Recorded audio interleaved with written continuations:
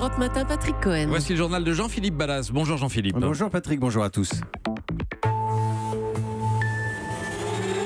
Et d'abord, information Europe 1 sur ces villes qui ne construisent pas assez de HLM. Elles sont hors la loi. Nous avons la liste. La commission SRU réclame des sanctions fortes pour plus de 200 d'entre elles. Les autres titres, Jean-Philippe. Nouvelle tuerie de masse aux États-Unis. Au moins 26 morts dans une église du Texas. Mais les armes ne sont pas le problème, affirme Donald Trump. Enquête sur l'évasion fiscale. Ce sont les Paradise Papers. Plusieurs personnalités, dont la reine d'Angleterre, sont épinglées. Carles Puigdemont libéré, mais placé sous contrôle à Bruxelles. Nous appellerons Henri de Laguérie en Espagne. Et puis il se cache derrière des pseudos, mais ce sont des spécialistes du harcèlement sur Internet. Gros plan sur un forum de discussion, ce sera l'enquête du 8h. Sur Internet aussi, Charlie Hebdo à nouveau menacé. Messages de haine et d'intimidation en masse ces derniers jours. Rhys, le directeur de Charlie, qui a aussi assisté au procès Mera, qu'il a croqué pour un livre à paraître cette semaine. Rhys sera notre invité à 8h15. Construction de HLM en France, nous avons donc la liste des mauvais élèves. Les villes qui ne respectent pas la loi SRU pour solidarité et renouvellement urbain. Le texte oblige à avoir entre 20 et 25% de logements sociaux sous peine d'amende. Le gouvernement vient de recevoir le rapport de la commission qui demande de frapper fort. C'est une information Europe 1. Plus d'1 millier de villes sont hors la loi comme Nice, Toulon, Aix-en-Provence. Également la ville de Saint-Maur-des-Fossés en région parisienne. Elle préfère payer plutôt que d'avoir des HLM. Reportage Chanel Petit. Saint-Maur-des-Fossés, c'est beaucoup de pavillons cossus, très peu de grands ensembles. Seulement 7% de logements sociaux, tous rassemblés en bord de Marne, 3 fois moins que ce qu'impose la loi. Chaque année, la commune doit donc faire un chèque de plus de 4 millions d'euros à l'État.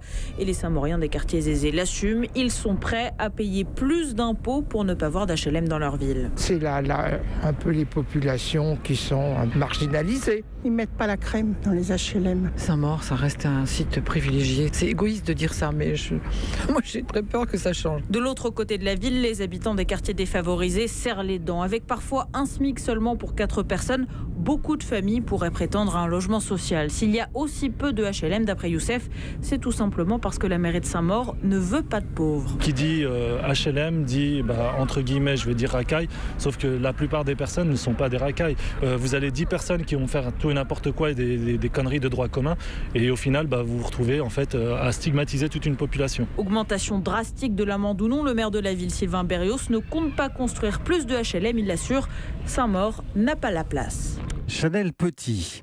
Aux États-Unis, la fusillade la plus grave, l'une des plus graves de l'histoire du pays et la plus grave de l'histoire du Texas. Au moins 26 morts dans une église à Sutherland Springs. Un jeune homme d'une vingtaine d'années a surgi pendant l'office armé d'un fusil d'assaut.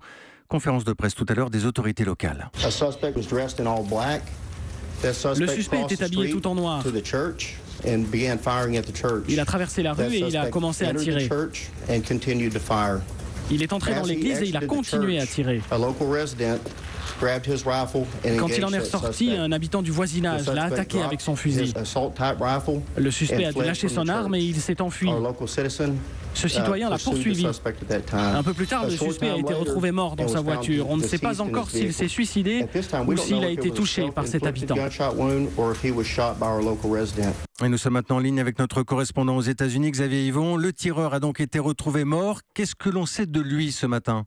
Alors, on sait que c'est un jeune homme blanc qui vivait dans la région. Il s'appelle Devin Kelley. Il avait 26 ans. C'est un ancien soldat. Il a servi comme logisticien pour l'armée de l'air sur une base au Nouveau-Mexique.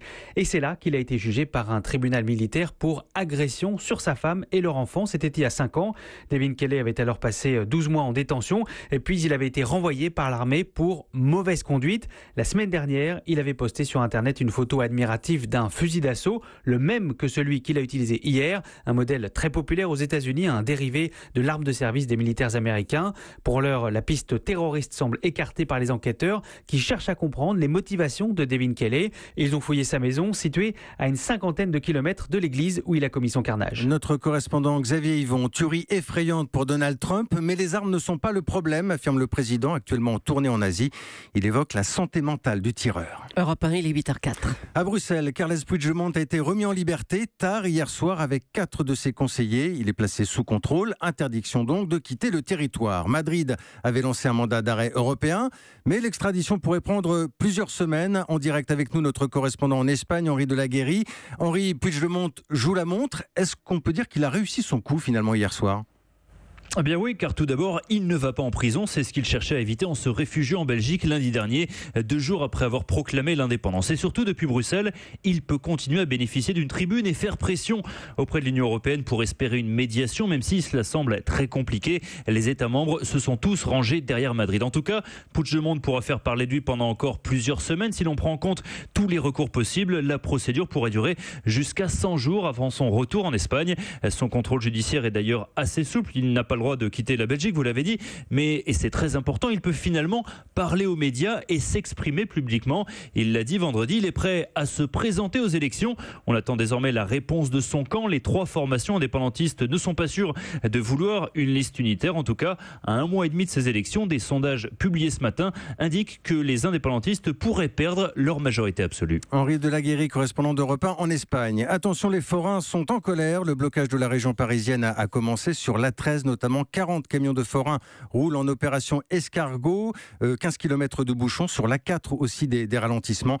Les forains sont en colère contre la décision du Conseil de Paris de supprimer le marché de Noël sur les Champs-Élysées. Évasion fiscale et révélation mondiale, ce sont les Paradise Papers. Une nouvelle enquête journalistique et internationale. Plusieurs grands titres, dont le journal Le Monde, ont épluché des fuites massives de documents. Ils concernent les circuits mondiaux d'optimisation fiscale pour payer moins d'impôts. Officiellement, tout est légal. Moralement, c'est plus discutable. Ces Paradise Papers concernent notamment la reine d'Angleterre. On apprend que les conseillers d'Elisabeth II ont placé beaucoup d'argent. À Londres, la correspondance d'Anaïs Cordoba. Une mise en cause très embarrassante pour la reine, l'une des femmes les plus riches du monde. 11 millions d'euros de sa fortune privée se sont retrouvés dans des paradis fiscaux, aux Bermudes et dans les îles Caïmans. C'est son gestionnaire historique qui a placé cette somme dans des fonds d'investissement. Un argent investi notamment dans une entreprise britannique controversée, Bright House. Elle vient d'être condamnée à une lourde amende pour avoir abusé de ses clients. Elle vendait des meubles et du matériel informatique assortis de crédits au taux d'intérêt exorbitant. La reine se retrouve donc impliquée dans ce scandale qui a affecté de nombreuses familles britanniques vulnérables. Ces révélations très embarrassantes ne vont pas manquer de relancer le débat du contrôle des dépenses de la couronne. Hier soir, une députée travailliste, ancienne présidente du comité parlementaire sur les comptes publics, a condamné les conseillers en investissement de la reine. Si vous devez vous occuper de l'argent de la monarchie, vous devez être plus blanc que blanc, a-t-elle déclaré. Londres, Anaïs Cordoba, Europe 1. Et parmi les autres personnalités épinglées, il y a le ministre américain du Commerce en affaire avec des proches de Vladimir Poutine. Il est 8h09, Patrick Cohen. La suite du journal Jean-Philippe Ballas avec des internautes malveillants et particulièrement toxiques. Oui, on parle de harcèlement. La semaine dernière, 2 militants féministes avaient créé un numéro de téléphone anti-relou, une façon originale de lutter contre le harcèlement. Résultat, il a été submergé, saturé de milliers de messages pour le faire disparaître. Il y a eu aussi des menaces de mort sur les 2 créateurs, ainsi que sur une journaliste d'Europe 1, Nadia Dam, qui avait fait une chronique sur le sujet dans cette matinale. Les harceleurs se servent ici d'un forum de sites de jeux, jeuxvideo.com. C'est l'enquête du 8h. Bonjour Grégoire Martinez. Bonjour Jean-Philippe, bonjour à tous. Alors ce site jeuxvideo.com a la réputation sulfureuse. Il appartient pourtant à l'un des leaders français du numérique. Et oui, c'est le premier site français d'actualité du jeu vidéo. Il appartient au groupe Webedia et son propriétaire n'est autre que l'homme d'affaires Marc Ladré de la Charrière. Le site en lui-même n'est pas en cause, c'est son forum, son espace de discussion où l'on ne parle pas que de jeux vidéo. L'une des pages de ce forum intitulée Blabla 1825 a complètement dérapé. Certains internautes minoritaires mais très bien organisés l'utilisent pour protester contre des causes ciblées. Le féminisme, cette fois-ci, mais régulièrement aussi la lutte contre l'homophobie ou le racisme. À chaque fois, il mène des campagnes extrêmement violentes. Il y a un an, par exemple, Flo Marandé, une militante féministe, a vécu un calvaire. Il y a eu des dizaines de menaces de mort, de menaces de viol, de menaces de mort sur mon conjoint. Ils ont contacté mon collège, parce que je suis enseignante, donc ils ont contacté ma principale, contacté les parents d'élèves. J'ai fait 9 mois d'insomnie, j'ai vécu les volets fermés pendant des jours, j'ai vécu jusqu'au printemps avec un couteau de cuisine derrière ma porte. Témoignage plutôt impressionnant, Grégoire. Alors depuis, le groupe Webmedia a condamné ces actions et ces messages. Mais concrètement, ils font quoi? Alors jusqu'à vendredi, me dit-on chez Webedia, il y avait 6 personnes chargées de modérer, c'est-à-dire de trier les 200 000 messages postés tous les jours. Je vous laisse faire le calcul, ça représente 33 000 messages chacun. Wow. Évidemment, c'est impossible. Depuis la polémique, Webedia a annoncé qu'il doublait le nombre de modérateurs et le groupe met aussi en avant les 400 bénévoles qui aident. Selon nos informations, sur la partie 18-25 précisément, il ne serait que 10, ce qui ne permet pas de modérer 24 heures sur 24. Écoutez Kevin, il a travaillé sur le forum pendant 1 an. Il y a beaucoup de moments où il n'y a aucun modérateur. Et des fois, c'est malheureux, mais ils peuvent ne pas être là. Du coup, il y a certains sujets qui peuvent rester là durant 1, 2 heures ou même 3 heures. C'est un peu on va dire, un manque d'effectifs sur le forum. Il y a des fois des trous où il n'y a personne. Voilà, et même si jeuxvideo.com s'en défend, il n'a pas forcément intérêt à faire le ménage, car plus l'audience du site est importante, plus la publicité qui s'affiche dessus rapporte de l'argent, et les forums aujourd'hui représentent un tiers des visites du site. Et du côté de la police maintenant, est-ce qu'on avance sur le sujet ? Alors les autorités connaissent bien le site, et Webedia répond à leurs sollicitations. Les enquêteurs font aussi régulièrement des cyberpatrouilles en se faisant passer pour des membres du forum afin de prendre la température. Mais évidemment, il leur est impossible de tout lire, et malgré les multiples cas de harcèlement, un enquêteur nous confiait que les plaintes au pénal restent assez rares. Cette fois-ci, cependant, les choses ne devraient pas en rester là. Plusieurs personnes ont déjà porté plainte et Webedia a décidé de s'associer à leur action. L'enquête du 8h signée ce matin, Grégoire Martinez. On passe à l'actualité économique et l'illustration du protectionnisme version Donald Trump. Bonjour Nicolas Barret. Bonjour Jean-Philippe. Directeur du journal Les Échos, c'est le sujet dont parlent toutes les entreprises qui vendent aux États-Unis. Leurs produits vont être surtaxés pour favoriser le Made in USA. Oui, voilà, les États-Unis déclarent la guerre aux entreprises étrangères avec un but revendiqué, favoriser la production locale. Une entreprise française, allemande ou chinoise qui vend aux États-Unis des biens fabriqués ailleurs qu'aux États-Unis verra ses produits taxés de 20%, alors que ses concurrents américains, naturellement, produisant sur place, ne seront pas taxés. Ça concerne tous les secteurs. On pense bien sûr naturellement au luxe, au champagne, à la mode, des produits fabriqués en Europe et vendus par les grandes marques européennes sur le marché américain, mais ça concerne aussi la pharmacie, l'automobile. Il y aura bientôt une taxe par exemple de 20% sur une BMW fabriquée en Allemagne. Et comme on le disait, Donald Trump applique ici son programme protectionniste finalement. Oui, voilà, il avait promis une taxe aux frontières qui devait frapper toutes les importations. Alors là, c'est la version allégée puisque cette future taxe ne frappera que les grandes entreprises qui ont une présence aux États-Unis et qui font venir des produits de leurs usines à l'étranger. Au passage, d'ailleurs, quelques groupes américains seront taxés eux aussi, par exemple ceux qui produisent des voitures au Mexique pour les vendre aux États-Unis. C'est grave, c'est probablement contraire aux règles du commerce mondial ou aux conventions fiscales qui existent avec beaucoup de pays. Mais ça, Donald Trump s'en moque. Il applique son slogan America First et il prend le risque qu'on lui réponde China First ou Europe First. C'est la guerre commerciale. Nicolas Barret, directeur du journal Les Échos. Sur l'agenda de ce jeudi, Édouard Philippe à Saint-Martin. Il assiste à la rentrée scolaire, la première depuis le passage de l'ouragan Irma.